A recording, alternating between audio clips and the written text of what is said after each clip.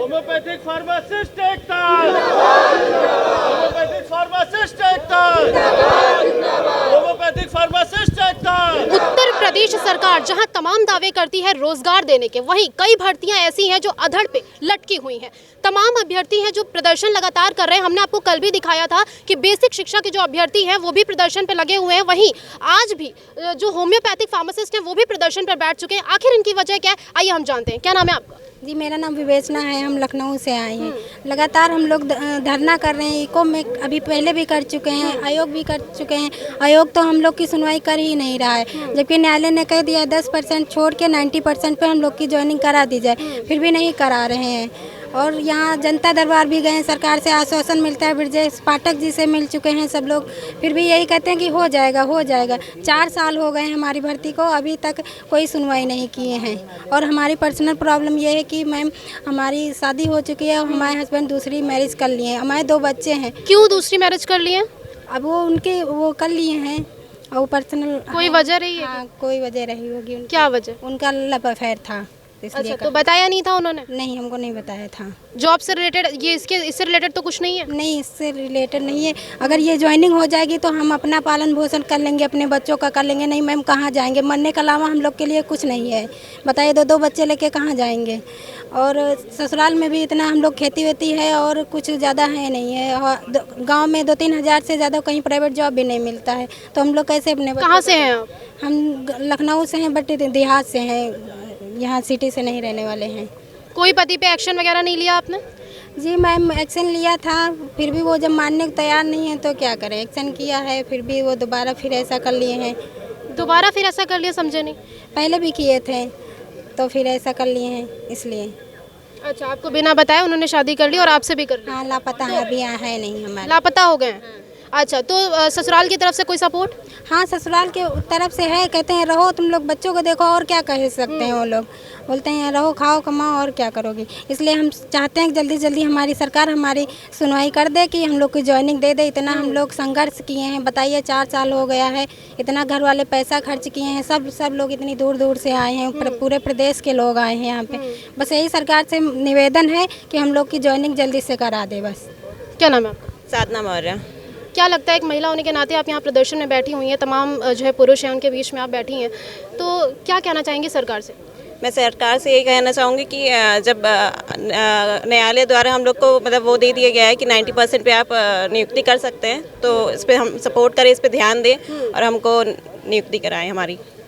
कब से बैठे हैं आप लोग? 4 साल से। 25 फरवरी 2019 की हमारी भर्ती है, लेकिन अभी तक कुछ हो नहीं रहा है। बस आश्वासन मिलता है हम लोग को, लेकिन कुछ एक्शन नहीं हो रहा है। बस ये हर तरफ से यही होता है कि बस हाँ हो जाएगा हो जाएगा, लेकिन 2023 हो गया, लेकिन अभी तक कुछ नहीं हो रहा है। सरकार कुछ नहीं सुन रही है? नहीं। क्या नाम है? ओम प्रकाश। क्या लग रहा है कि ऐसा क्यों हो रहा है? अब ये हम लोगों को क्या पता ऐसा क्यों ना। हमारा तो ये कहना है कि अधीनस्थ सेवा चयन आयोग से एक वैकेंसी निकालनी चाहिए सरकार को, जिसमें नेताओं और मंत्रियों के लिए हो, और वो वैकेंसी निकले, उसमें ये लोग परीक्षा दें। परीक्षा देने के बाद रिजल्ट है, तब उनको हम लोगों के दर्द का पता लगेगा कि एक वैकेंसी में कितने साल लगते हैं। लेकिन सरकार तो तमाम दावे कर रही है कि वो सब रोजगार दे रही है लोगों को, सब बहुत खुश हैं। सरकार के दावे कतई खोखले। पहले अपना नाम बता दो। मेरा नाम दुष्यंत कुमार सिंह है। सरकार के दावे कतई खोखले हैं, क्योंकि मैं लखनऊ का ही निवासी हूँ। ऐसी कोई जगह, ऐसा कोई सरकारी दफ्तर और ऐसा किसी मंत्री का आवास मैंने नहीं छोड़ा जहाँ हम लोगों ने ज्ञापन न दिया हो और जहाँ पर हम लोगों ने विरोध प्रदर्शन न किया हो।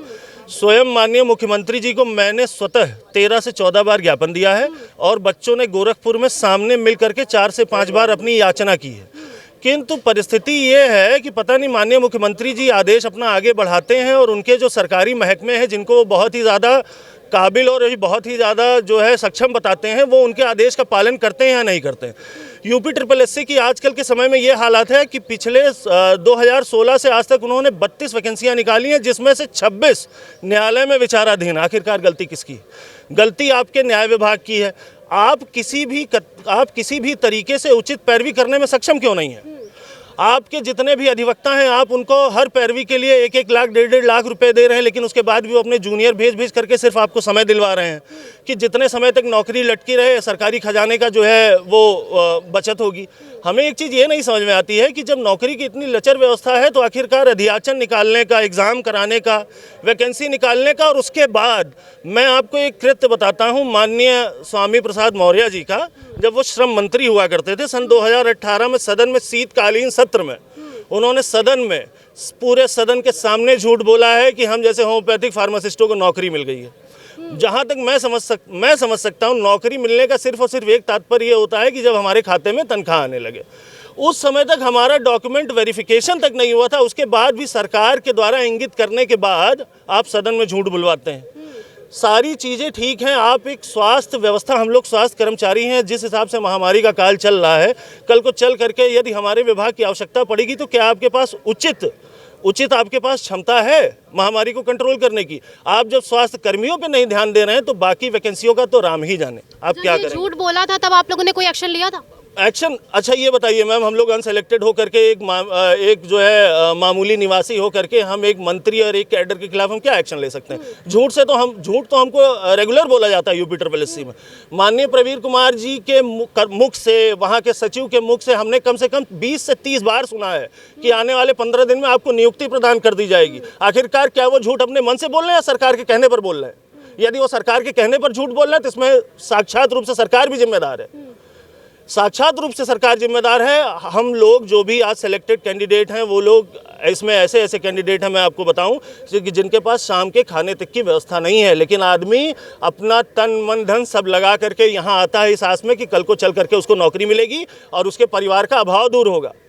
आपका जो जो रोज़गार वाली नीति है, जो माननीय मोदी जी और माननीय योगी जी हर जगह मीडिया प्लेटफॉर्म पर कहते रहते हैं कि हम हर बेरोज़गार को, हर आदमी को चल करके हम स्वरोजगार देंगे, क्या स्वरोजगार सिर्फ और सिर्फ ठेला लगाना ही है? अगर यही बात है तो कल को चल करके आप सरकारी वैकेंसियाँ निकालना बंद करें। वो तो भैया आत्मनिर्भर की बात करते ही है, पकौड़ा तलने की बात तो करते ही है। क्या नाम है आपका? विवेक मिश्रा नाम है मैडम ना।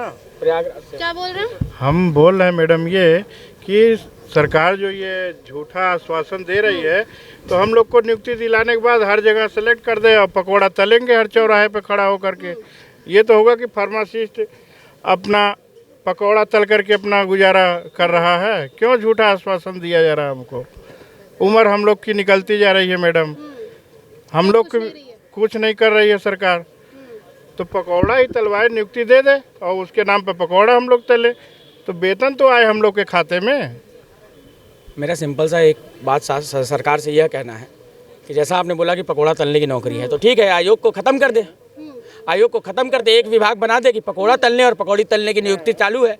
कम से कम अगर इतना पढ़ लिख कर एक अच्छी मेडिकल विभाग को छोटा मोटा नहीं माना जाता है, ठीक है। मेडिकल विभाग वह विभाग होता है जो इंसानी तत्वों के साथ खेलता है या उनका उपचार करता है, ठीक है। तो हमने वह पढ़ाई की है, हमने कोई पकौड़ा तलने की पढ़ाई नहीं की, पहली चीज़। दूसरी बात, हमारे जीवन के 5 वर्ष निकल गए, हमारे जीवन के 5 वर्ष मतलब हमारे 2 इंक्रीमेंट निकल गया, हमारा प्रमोशन रुक गया, हमारा सर्विस पीरियड शॉर्ट हो गया, हमारी सैलरी का नुकसान हुआ।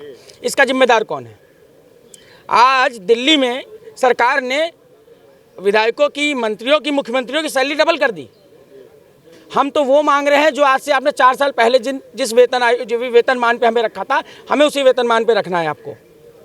ऐसा तो नहीं है कि आप हमारा वेतनमान बढ़ाते जा रहे हैं या फिर आपके ऊपर आर्थिक दबाव पड़ रहा है। हमारा सिंपल सा ये कहना है, जब पढ़े लिखे कर हमने नियुक्ति पाई है तो हमें नियुक्ति पूर्ण क्यों नहीं की जाती? पहली चीज़। दूसरी चीज़, आर्टिकल 14 का भारत में हर जगह होता है कि हम आर्टिकल 14 मानते हैं, आर्टिकल 14 मानते हैं, हम यहाँ सबको समान व्यवहार करते हैं। मैं कह रहा हूँ असफल अभ्यर्थी जिनको आयोग खुद एक कमीशन बॉडी है सिलेक्शन के लिए, जो कि सरकार द्वारा नियुक्त की, तो अगर सिलेक्शन कमीशन ने किन्हीं बच्चों को असफल मानते हुए बाहर कर दिया और उन असफल बच्चों ने कोर्ट में केस किया, तो उस सिलेक्शन कमीशन को, जो कि विपक्ष की पार्टी बनी है रिस्पोंडेंट, क्या उसको वहाँ खड़े होकर बताना नहीं चाहिए कि हमने इनको क्यों बाहर किया? न शासन का वकील, न आयोग का वकील, कोई नहीं जाता है। और इस लचर व्यवहार की वजह से जहाँ हम लोग आर्थिक कमज़ोर हैं, हमें और आर्थिक कमज़ोर होते हैं। कैसे? क्योंकि हमें प्राइवेट अधिवक्ता करना पड़ता है, और एक अच्छा प्राइवेट अधिवक्ता करने में किसी भी खंडपीठ में कम से कम 3 से 4 लाख रुपए खर्च होते हैं। तो हमारे पढ़ने का, हमें मेहनत करके नौकरी निकालने के तत्पश्चात ये ऊपर बर्डन, जिसमें समय, पैसा, सामाजिक प्रतिष्ठा हमारी दांव पे लगाइए। आज मोहल्ले से निकलिए तो छोटा बच्चा भी कहता है क्या हुआ भैया, जो बच्चा 6 महीने का तो आज 5 साल का हो गया है, कहता भैया नौकरी मिल गई आपको। वो छोड़िए, जिन लोगों ने 38 साल की उम्र में फॉर्म भरा था, आज उनकी उम्र 42 साल 43 साल हो रही है। वो फॉर्म भरने के लायक है कहीं पे अब? सरकार तो लगातार अभी नवरात्रि पे बोल रही है कि रामचरितमानस का पाठ करवाएगी हर मंदिरों में। उस पर क्या कहना चाहेंगे आप लोगों पर? आप लोग लगातार धरना प्रदर्शन कर रहे हो, उस पर कुछ बोलिए। मैम उसमें क्या बोले, सरकार की वो अपनी जो है निजी चीज़ें हैं, उसमें हम लोग कुछ नहीं बोलेंगे। हम लोग का सिर्फ़ और सिर्फ यही है कि अब देखिए फार्मासिस्ट विभाग में इस टाइम पे 1500 से अधिक PSC CSC हैं, जिसमें 800 से अधिक खाली हैं, जिन पे कोई है ही नहीं।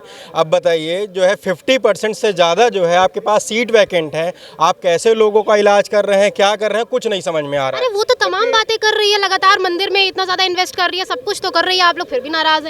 मैम मंदिर में करने से पेट नहीं भरता है ना, वो तो कह रहे हैं, ये है वो तो कह हम रहे लोग का जो परिवार है वो मंदिर में जाके तो बाहर लंगर खाएगा नहीं, तो हम लोग को तो रोजगार मिलेगा। तो मंदिर तो इसीलिए बनवाया गया है शायद ना। मैम हम लोग मंदिर और उस पर ना जाएं तो ज़्यादा अच्छा है। वो सरकार का जो भी है उससे हमें लेना देना नहीं है। हमें सिर्फ और सिर्फ जो है हमारी नियुक्ति से रिलेटेड जो है जो चीज़ें हैं उसको सरकार करे। हमारी यही मांग है कि हमारा 20 तारीख का जो केस लगा हुआ है उसमें जो है हमें सरकार जो है AG नियुक्त करे और आयोग अपने जो है सीनियर काउंसिल को भेजे, जिससे कि हमारी नियुक्ति से रिलेटेड चीज़ें फाइनल हो।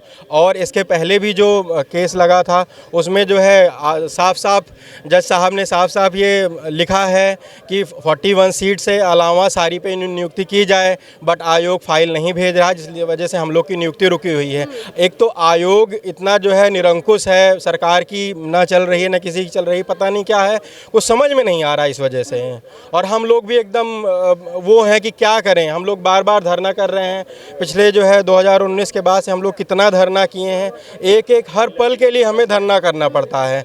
अपना इतना साल इसमें इन्वेस्ट कर रहे हैं बट कुछ निकल नहीं रहा। बस हमारी जो है सरकार से यही मांग है कि जल्द से जल्द हमें नियुक्ति प्रदान की जाए, जिससे हम लोग अपने परिवार का भरण पोषण कर सकें। शादी वादी हो गई आपकी? बिल्कुल हो गई है मैम। तो कैसे खर्चे चल रहे हैं? मैम बस अभी ऐसे ही प्राइवेट में छोटा मोटा काम कर लेते हैं, उसी से चल जाता है मैम। दिहाड़ी मजदूरी नहीं करते हो?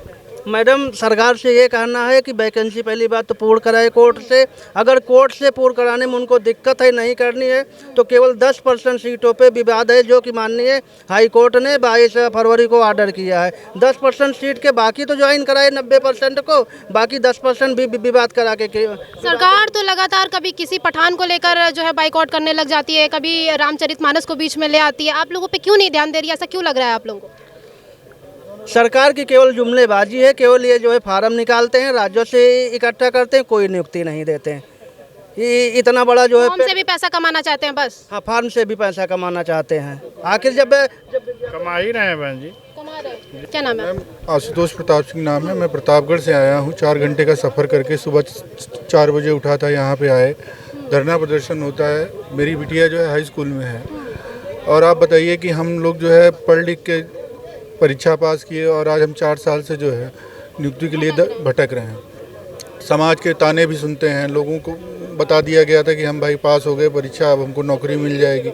वही लोग पूछते हैं कि ये लोग झूठे ही, मतलब ऐसे ही हवाबाजी में बोल दिए कि हम परीक्षा उत्तीर्ण किए, और हम लोगों की उम्र भी निकल गई। शर्मिंदगी भी महसूस होने लग गई है। महसूस होती है, अपनों के सामने जाने में भी बड़ी हिचक महसूस होती है। और मैडम हकीकत ये है कि जिन लोग फर्जी लोगों के द्वारा केस किया गया है और न्यायालय लखनऊ खंडपीठ से हमारा आदेश भी आ गया है, वही आपका जो है प्रयागराज से हमारा ऑर्डर आया है। लखनऊ खंडपीठ में जो है 20 तारीख को केस लगा हुआ है। सरकार से यही गुजारिश है कि हमारा 20 तारीख को हमारे केस को खारिज करा के हम लोगों को जल्द से जल्द नियुक्ति प्रदान करें। क्या नाम है? विवेक पाल। क्या कहना चाहेंगे, सरकार क्यों नहीं आप लोगों की मांगों को सुन रही है? सरकार अगर बिल्कुल भी कॉन्शियस होती तो मांग जरूर सुनती। उनको इस बात से कोई लेना देना नहीं है कि इस विभाग में कितनी नियुक्तियाँ खाली हैं, कितने पद खाली हैं। उस व्यवस्था से उन्हें कोई लेना देना नहीं है। उन्हें सिर्फ अपने चुनाव से मतलब है। चुनाव समय पर होते हैं, उनके लिए उनके पास स्टाफ भी होता है, सारे कर्मचारी भी होते हैं, प्रशासनिक अधिकारी भी होते हैं। लेकिन एक भर्ती को पूरा करने के लिए 2014 में एक आयोग का गठन हुआ था। हम लोगों की 420 सीटों पर नियुक्तियाँ होनी थी। 5 साल होने को हैं। 45 लोगों का स्टाफ है, IAS अधिकारी से लेकर अध्यक्ष से लेकर चपरासी तक। इतना स्टाफ मिल करके हर 5 साल पे चुनाव संपन्न करा लेता है, लेकिन 414 लोगों की एक भर्ती संपन्न नहीं करा पाया। इससे बड़ी विडंबना क्या हो सकती है? दुर्भाग्य है ये हमारा। बिल्कुल हमारा दुर्भाग्य है। हम सब जगह विज्ञप्तियाँ आती हैं तो विज्ञप्तियाँ आती हैं, एग्ज़ाम होता है, रिजल्ट आता है, ज्वाइनिंग होती है। उत्तर प्रदेश में विज्ञप्ति आती है तो हम लोगों ने अध्याचन भिजवाने के लिए कम से कम 10-12 बार इंदिरा भवन में हम लोगों का डायरेक्टर ऑफिस है, वहाँ पर हम लोगों ने कई बार धरना प्रदर्शन किया, तब जाकर के वहाँ से अध्याचन भेजा गया आयोग को। उसके 1 वर्ष बाद ये विज्ञप्ति निकालते हैं, विज्ञप्ति निकालने के 2 वर्ष बाद रिजल्ट निकालते हैं। जब रिजल्ट फाइनल रिजल्ट निकालते हैं तो भर्ती हाईकोर्ट में फंस जाती है, न्यायालय में फंस जाती है। हम लोग न्यायालय प्रक्रिया से भी सर्वाइव कर रहे हैं, लड़ रहे हैं। और उत्तर प्रदेश के अंदर जो भी संबंधित विभाग है, जो भी संबंधित अधिकारी हैं, ऐसा कोई ऑफिस दफ्तर नहीं बचा होगा जहाँ पर हम या हमारे साथी ना गए हों, और एक नहीं दसियों बार गए हैं, लेकिन वहाँ से कोई भी आश्वासन नहीं मिला। सिर्फ ये मिला है बस हो जाएगा, और ये हो जाएगा करते करते आज 4 वर्ष बीत गए और अभी तक हो ही रहा है। न्यायालय में जो 2 नवंबर को हम लोगों का फाइनल रिजल्ट निकला था, 2 नवंबर 2021 को। उसके पश्चात करीब 7-8 दिन बाद में 10% EWS जो कि अवैध घोषित थे, वो एलिजिबल नहीं थे, उनको बाहर कर दिया गया। वो लोग हाई कोर्ट चले गए, उन्होंने 10% सीटों पर स्टे लिया। उसके बावजूद आयोग ने पूरी 414 की 414 सीटों पर ज्वाइनिंग नहीं दी। बाकी का 90% हम लोगों का क्या दोष है? ये लोग यहाँ पर इकट्ठे हुए, इनका क्या दोष है? क्या नाम है? शाहनवाज। क्या कहना चाहेंगे? कहना चाहते हैं कि जब किसी भी मंत्री के, विधायक के पास जाते हैं तो आश्वासन ऐसा मिलता है कि आज ही हमें ज्वाइनिंग लेटर मिल गया। दूसरे के पास जाते हैं कि ऐसा जो आश्वासन मिलता है कि अभी ज्वाइनिंग लेटर मिल गया। करना कुछ नहीं चाहते, केवल आश्वासन देते हैं। मंत्रीगण, विधायकगण सिर्फ लॉलीपॉप दे के छोड़ दे रही है, सिर्फ केवल लॉलीपॉप है। ज्वाइनिंग के नाम पर नियुक्ति नहीं दे रहे हैं, लॉलीपॉप दिया जा रहा है केवल। क्या नाम है?